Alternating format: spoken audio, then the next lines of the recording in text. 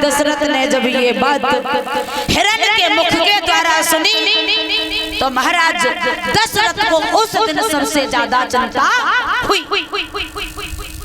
सोचने लगे, देखो पहले तो लोग ताने देते हैं कि हम निर्वंशी, हमारे पुत्र नहीं है, पुत्री नहीं, लेकिन आज देखा है तो हमसे पशु पक्षी भी ताने दे रहे हैं। उस दिन महाराज दशरथ को बड़ी भारी चिंता हुई।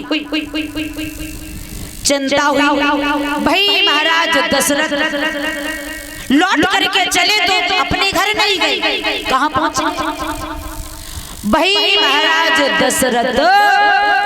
और चलते चलते महाराज बताया जाता है अपने गुरु वशिष्ठ के पास में पहुंचे। और जैसे ही वशिष्ठ के पास में पहुंचे जा करके लेट करके प्रणाम कर दिया। गुरु आज मुझे बहुत भारी चिंता है। और जब ये बात कही कि चिंता है, भाई वशिष्ठ समझाने लगे, बेटा दशरथ चिंता न, ये चिंता और चिता में एक बिंदी का फर्क होता है। बताया कि ये चिंता बड़ी चिता से है और नर को निर्जीव बनाती है।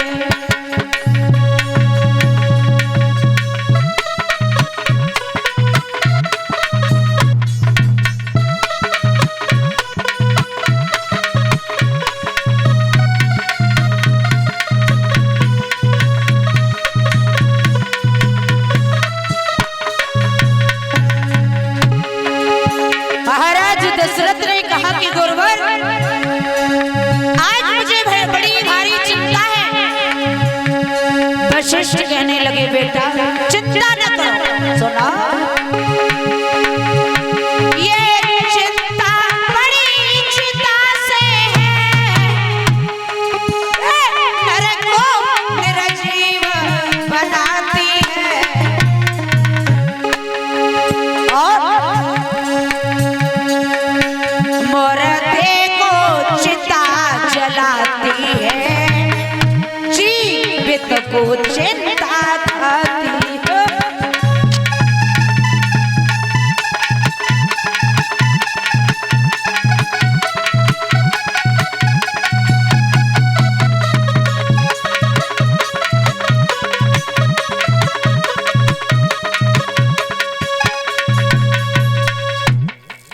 महाराज दशरथ ने जब कहा कि प्रभु आज मुझे बड़ी भारी चिंता, और देखिए जब ये कहा कि चिंता है तो देखिए चिंता और चिता में एक गति महाराज मात्र एक बिंदी का फर्क होता है।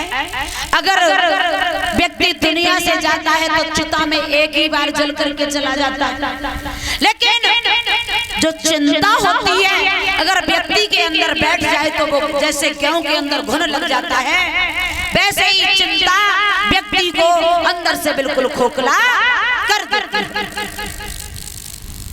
आज भक्तों महाराज दशरथ ने बताया, कहने लगे हैं दशरथ गुरुवर मैंने सुना है मेरा कोई संतान नहीं है। पहले लोग ताने देते थे, लेकिन आजकल जीव जंतु भी ताने देते हैं कि मेरे संतान नहीं। क्या करें, अगर ऐसे जीवन से तो मर जाए तो ठीक है। महाराज वशिष्ठ समझाने लगे, राजन ऐसी बात नहीं बोलो, मरने की क्या बात है। परीक्षित महाराज एक बात और बताएं, आजकल अगर आंगन में संतान न हो तो लोग बाग ताने देते हैं, तो सोचते हैं कि भगवान पता नहीं पिछले जन्मों के हमने कोई पाप किए होंगे इस जन्म में, इसलिए संतान नहीं। लेकिन संतान होने के बाद में, पुत्र होने के बाद में अगर वो कुपुत्र निकल जाए तो वो जीवन को नरक बना है। हाँ। तो ऐसे पुत्र से क्या फायदा, ऐसे बेटा से क्या फायदा। अभी मैंने उस दिन बताया जिसके प्रकाश से न उत्तम हो, ऐसे प्रभात से साँझ भली और जाके न नाम से नाम चले ऐसे बेटन से बाँच गई। ऐसे पुत्र से क्या फायदा जो अपने माता पिता ने इतना सुंदर जीवन दिया है। इस जीवन में कुछ करो या न करो, लेकिन अपने बच्चों के अंदर वो संस्कार जरूर डालना जो तुम्हारे माता पिता ने तुम्हारे अंदर डाले थे। समझ क्योंकि जीवन में कुछ साथ नहीं जाएगा। खाना और कमाना तो ये तो जीवन भर का है। पेट तो कुत्ता सुअरियां भी भर लेते हैं, अगर तुम्हारे अंदर संस्कार नहीं है तो तुम्हारे अंदर कुछ भी नहीं है। और संस्कार वही व्यक्ति अपने बच्चों के अंदर भर पाता है जिसके माँ बाप ने तुम्हें संस्कार दिए हो और तुम अपने बच्चों को दे पाओ। जब तुम्हारे माँ बाप ने तुम्हें संस्कार नहीं दिए तो तुम अपने बच्चों को संस्कार क्या दो? हमारी माताएं बहनों की अभी देखा था, वैसे बेटियों को इस काबिल तो बनाओ, बेटियों को इस काबिल बना दो जो अगर दूसरे के घर पर जाए तो ये उल्हाना न आए कि तुम्हारी बेटी में ये कमी है। अपने ससुराल में जब जाओ, अपनी ससुराल में जब जाओ, बेटी को ससुराल में विदा करो तो बस इतनी बात बता करके भेजना कि बेटा इस घर से तुम्हारी डोली जा रही है और आए तो लौट करके अर्थी ही आए। क्योंकि महाराज बताया जाता है जैसे माता पिता बेटियों के अंदर संस्कार डालते हैं और जैसा माँ बाप करते हैं वही बच्चों पर असर पड़ता है। एक बार की बात बता, एक बार की बात थी, एक माता थी, एक मैया, और उनके घर में उनकी बेटी भी थी। अब उन मैया की ये आदत थी कि अपने पति की जेब से रोज रुपया निकाल निकाल के रखा कर अपनी बेटी के सामने। अब एक दिन बेटी ने देखा, 2 दिन बेटी ने देखा, 3 दिन बेटी ने देखा, जैसा बच्चा घर में देखेगा वैसे ही तो काम करेगा। और जब उस बेटी ने देखा, बेटी धीरे धीरे बड़ी हुई, जैसे माता ने किया, जो माँ करती गई वही लक्षण बिल्कुल बेटी पर आ गया। क्या किया? बिटिया की शादी हुई, बेटी ससुराल में पहुंची, और जब ससुराल में पहुंची तो भक्तों बताया जाता है जिस शाम को देखिए जब बेटी की विदा होकर के जाती है तो ससुराल में एक कमरा अलग से होता है जिसमें तेल ताई मून देते हैं भाई। हाँ, बाई में बेटी आगे नहीं बिछौना लगा देते, दरी वगैरह बिछाई देते, बेटी उसी कमरे में बिठा दी। अब सब घर में रिश्तेदार भी थे, आसपास के लोग भी थे, लेकिन वह बेटी की आदत बच्चे सोचत रही या घर में मुझे कहूँ से पैसा मिले। बाने देखो तो वह जेठ दादा लौट के आई बारात में से तो कोट पैंट में कहीं रुपया रख के और बाई कमरा में टांग दो। घर में तो सब काम करवे लगे और वह बेटी हती वह एकदम उठी और अपने जेठ के कोट पैंट से 2000 रुपया कुरकुरे निकाल लाई। और जब निकाले चुप्पा वाने धरवे के बाद में अब जेठानी ने जेठानी से कही, जेठ राजा ने कैसो करो महारानी हमारी कोट पैंट में रुपया रखे 2500 के निकाल जाके देखो। और देखा तो उसमें एक चबन्नी तक नहीं। जवाब दो कि महाराज झूठ का है बोल लो, वहां तो 1 रुपया तक नहीं है। पूरे देखिए रिश्तेदारों के ऊपर इल्जाम आने लगा कि 2000 रुपए किसने निकाले। अब बहू के ऊपर थोड़ी कोई नाम रख देगा कि पैसे किसने निकाले। शाम को मैया को फोन आओ, लली कैसी हो, कच बोनी है गई क्या नहीं है गई। बेटिया फोन भाई बताने लगी मैया 2000 की पहले ही दिन है गई, पहले ही दिन है। देखिए गलत तो नहीं है। महाराज जब बेटिया घर पे चली गई, लौट के आ गई, लेकिन बाकी हरकत बोई, कब जेठ की जेब से निकाले, कब ससुर की जेब से निकाले। घर वाले बड़े परेशान है गए, बोले ऐसा करो जी, ऐसे नहीं मानेगी, अब ऐसा करो तुम इसे अलग अलग मतलब साजे में हती न्यारो करो। उस लड़की को कर दिया न्यारा। अब जब न्यारो करो तो भैया जिम्मेवारी पूरी अपने ऊपर आ जाती है, लेकिन फिर भी उस लड़की की आदत नहीं सुधरी। एक दिन हुआ क्या, उनके जो पति देव हते जैसे जहाँ धान की पौध गढ़ते वैसे ही बेचारो लड़का बीज खरीद के लाओ बढ़िया वालो धान को, और एक कुठिया में भर के धर दो और बक सामने हाथ जोड़ के बोलो, देख महारानी अब तक तेने जो कुछ करो सो तो ठीक है, लेकिन जो कुठिया में मैं धान बंद कर दे रहा हूँ, जब कुठिया से कबू हाथ मत लगाइए, क्योंकि मुझे पौधी उगाड़ने के लिए चली।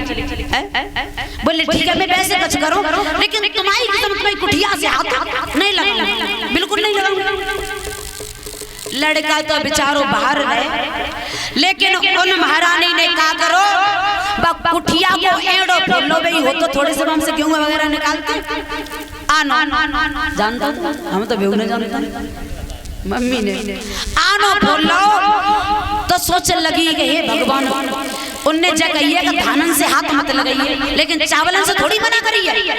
अब वो रोज गांव से धान निकारो करे, कूटो करे, भूसी भूसी पाई में भत्ते करे और चावल चावल बेच दो करे। अब तो महाराज एक दिन हुआ यहाँ तक के महाराज सारे धान उसने खोखला कर दिए, चावल चावल बेच दिए और कुठिया में भूसी भर दी। एक दिन लड़का खेत में से आओ जवाब दो, कल अब कुठिया खोलेंगे, कल ने को पौध को विचार बनाए रहे तो जो धान फानने के बखेरे जाएंगे, तो आज नहीं आज मैंने काम है तो कल देखेंगे।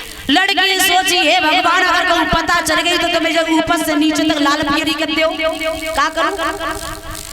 बाई दिना एक लड़का को पास में बुलाओ, छोटे सो जारो मार्केट, कई ललाने कहते हैं, बोले कहाँ जा रहे हो, बोले हम जा रहे हैं मार्केट में। कहाँ पे, अब आ अच्छा अच्छा तो एक काम करो लला जो झांकी भागी निकलते काली मैया की, बोले हाँ। तो बाई की जो जीभ होता है काली मैया लगाती है, बोले हाँ। तो ऐसा करियो नहीं तुम पे जीभ ले रुपया ले जाओ, काली मैया की जीभ मंगाई। अब लड़का तो जो बेचारों को तो घर से बाहर सोते जन की भैंस पाई होते हुए तो घर से ही बाहर सोते, लड़का बेचारा घर का बाहर सो गया है, लेकिन दिमाग देखो नारियों का। मैया ने क्या किया, एकदम सबड़े कपड़ा उतार के रखे, पूरे मुंह से कारोच लगाई, जीभ पे काली बाई जीभ बांधी और जीभ बांध के हाथ में खप्पर ले लो, आग जलाए में लगी और लेके एकदम जैसे ही कुंडी चुपचाप खोली, लड़का सोरो बहरा भूत, और एकदम जैसे ही बाहर निकली और निकल के बाद जो लड़का सोरो भाई खटिया में एक लात गई, वो लड़का एकदम खटिया में उठ के बैठेगा, कांप गया और जैसे ही एकदम लड़का बोलो महारानी तुम्हें कौन हो, एकदम लड़की भाई उनकी पत्नी और कहने लगी सुनो मैं हूँ काली, बोली अरे तो एक खाओ ते बच्चन खाओ तेरे धान भूसी कर जाओ,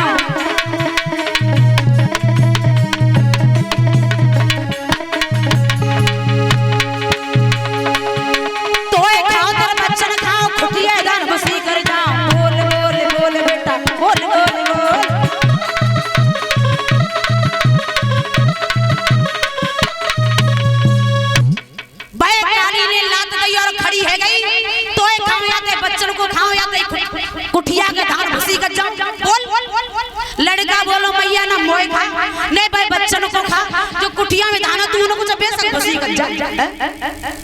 अब तो भैया एकदम बोले सुन आंखें बंद कर ले और मत देख मत लिए ना तो तू पत्थर को है जा।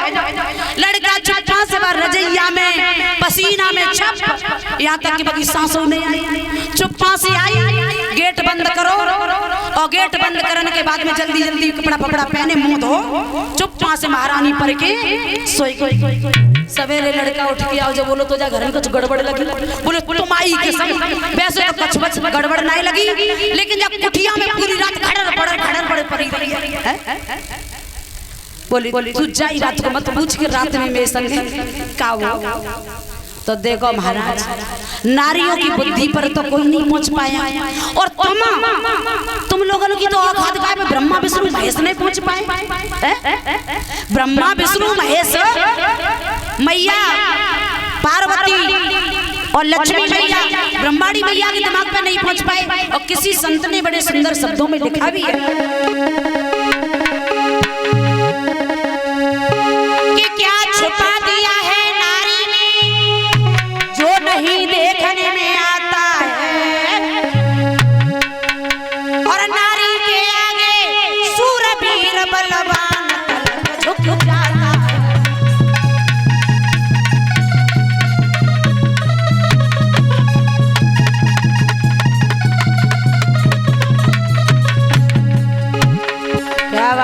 अब भी महाराज जिनके आगे ब्रह्मा विष्णु महेश हार गए, झूठी के कही के जाओ किनकी परीक्षा ले भेजो मैया अनुसुईया। तो वे अपनी पत्नी को समझ नहीं पाए तो आजकल के लड़का क्या समझेंगे बताया। क्या छुपा दिया है नारी में जो नहीं देखने में आता है, नारी के आगे सूरवीर बलवान तलक झुक जाता है।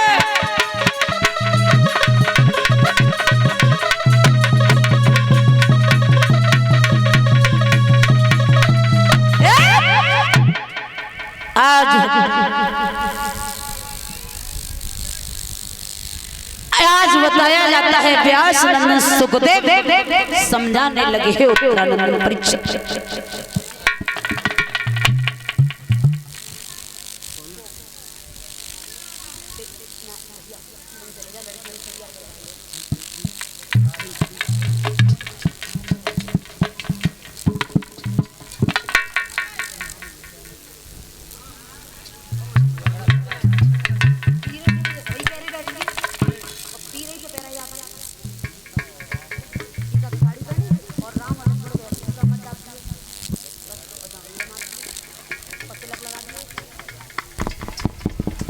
और जो बेटियां झांकी में तैयार होना चाहती हैं वो निकले।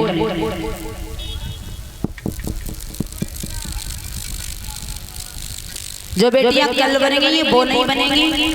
और का नाम है लल्ली को उन्हें तैयार कर लो। 5-6 लड़की होंगी, राम लक्ष्मण सीता और 2 सखी बनवा। एक विश्वामित्र और बनाई दी। वैसे तो बाबा लगी रही है, पीरे कपड़ा पहनी है, एक कमंडल दे दी उनके हाथ में। बोलिए गोविंद भगवान की।